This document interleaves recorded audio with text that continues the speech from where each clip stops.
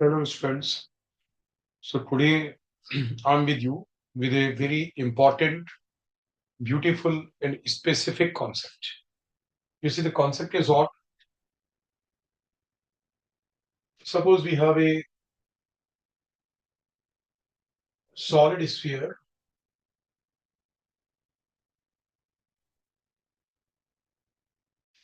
This is a solid sphere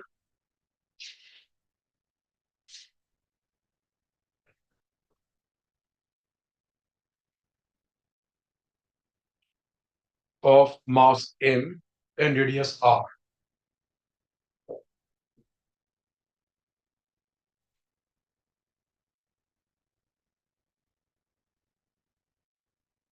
तो इसका मास m है और इसकी रेडियस r है. All right. Now what we do कि ये जो sphere है, this is being given a velocity v, translation velocity v in the forward direction, and it has been rotated with an angular velocity omega. The rotation velocity, angular velocity omega has been given to it, and the value of omega is 2v over r. The value of omega is what? 2v over r. And coefficient of friction between the sphere and the core is mu. So I'm telling you just the point that initially the force of friction, the direction of force of friction will be what, and what will be the amount of force of friction. So how to decide it? आप देखो यहाँ पे जो fundamental concept ये है कि pure rolling में will say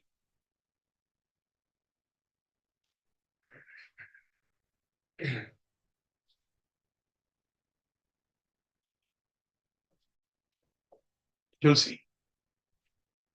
Suppose you have a sphere of radius r and it is in pure rolling, velocity is v. So obviously in the pure rolling, the velocity, the angular velocity omega will be clockwise, and the value of omega will be what? V by r. How? How this will be the pure rolling? For the pure rolling, what is necessary is that कि जो ground के contact में point है उसकी velocity ground के relative zero होना चाहिए. जो ग्राउंड के कांटेक्ट में पॉइंट है उसकी वेलोसिटी ग्राउंड के रिलेटिव क्या होना चाहिए? जीरो होना चाहिए. अब आप सर्कमफेरेंस के किसी पॉइंट की वेलोसिटी निकालते कैसे हो? सर्कमफेरेंस में कोई भी पॉइंट है उसकी वेलोसिटी निकालने का तरीका ये है, ये दो वेलोसिटीज का वेक्टर सम होगा. ये दो वेलोसिटी का वेक्टर सम, जैसे सेंटर की वेलोसिटी ग्राउंड रिलेटिव v और रोटेशन में सर्कमफेरेंस का कोई भी पॉइंट, उसकी वेलोसिटी टेंजेंशियल वेलोसिटी होगी. All right that v dash will be omega into radius r. ये वेलोसिटी किसी भी पॉइंट की होगी, टेंजेंशियल डायरेक्शन में वेलोसिटी होगी बिकॉज ऑफ व्हाट? रोटेशन. तो इस केस में v dash की वैल्यू क्या होगी?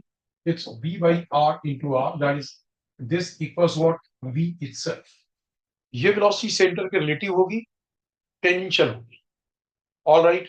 सो अब टॉपमोस्ट पॉइंट की velocity because of rotation forward direction में कितनी हुई?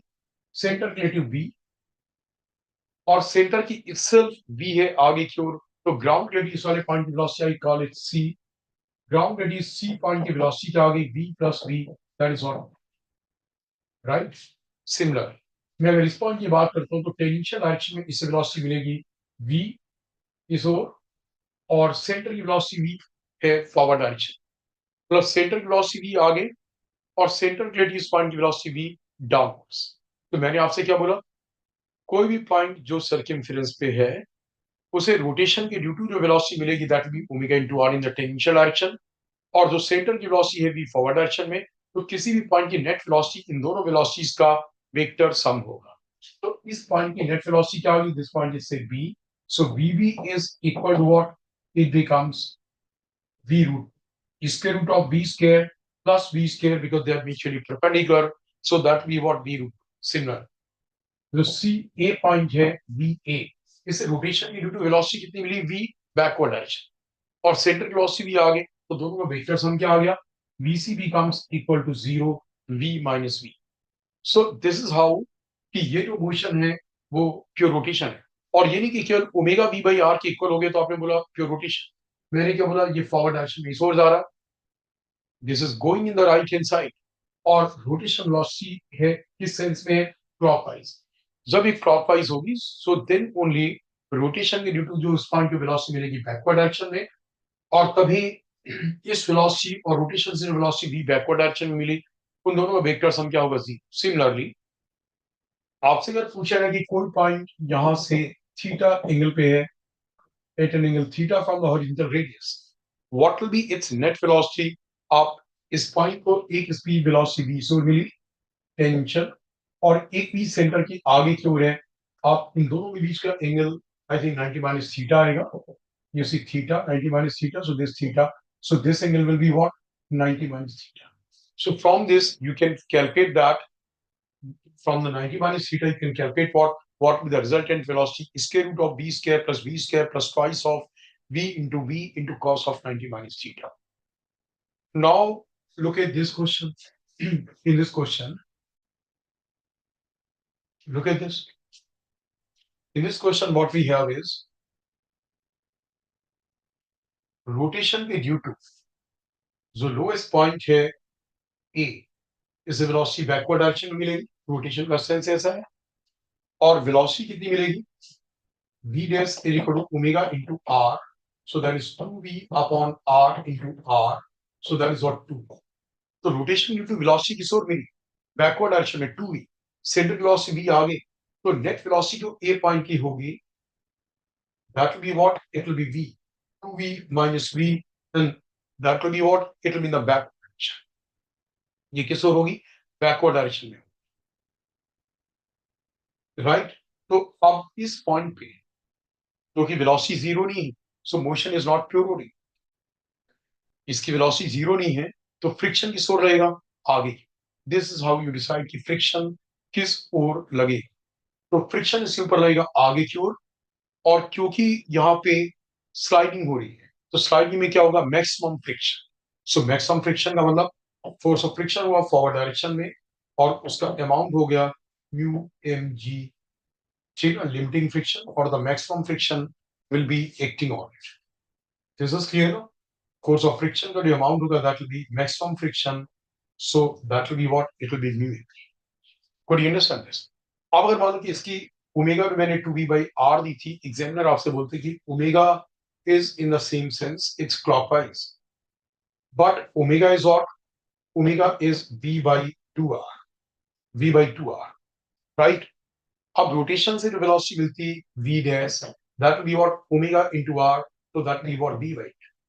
so अब आपकी दो वेलोसिटीज का vector sum v by 2 in the backward direction, v आगे की ओर, so va इस केस में नेट वेलोसिटी va की कितनी आती, v by 2, and that will be in the forward direction। तो जब इसकी स्पीड ये v by 2 होगी इन द फॉरवर्ड, और ये है कि forward direction, net velocity zero होती तो फ्रिक्शन नहीं रिक्वायर्ड था, दैट वाज प्योर रोलिंग, पर इसकी वेलोसिटी v by 2 है, और किस ओर है, आगे की, तो फ्रिक्शन किस ओर रहेगा, पीछे की ओर। सो दैट मींस कि जो इनिशियल कंडीशंस है, उन इनिशियल कंडीशंस में निकालना कि फ्रिक्शन किस ओर रहेगा, और ऑब्वियसली जब प्योर रोलिंग नहीं तो फ्रिक्शन मैक्सिमम रहेगा mu M.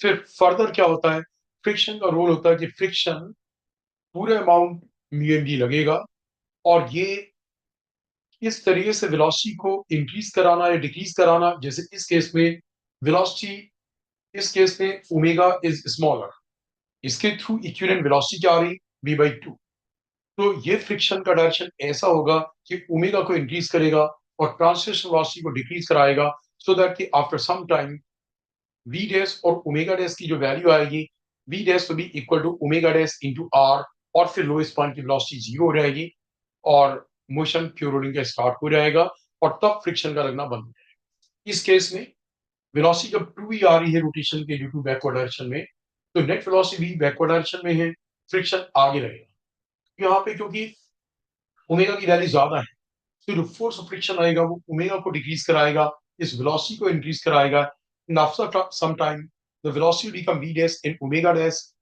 such that v dash equals to omega dash into r, और फिर से क्या होगा, मोशन फ्लोरिंग का स्टार्ट.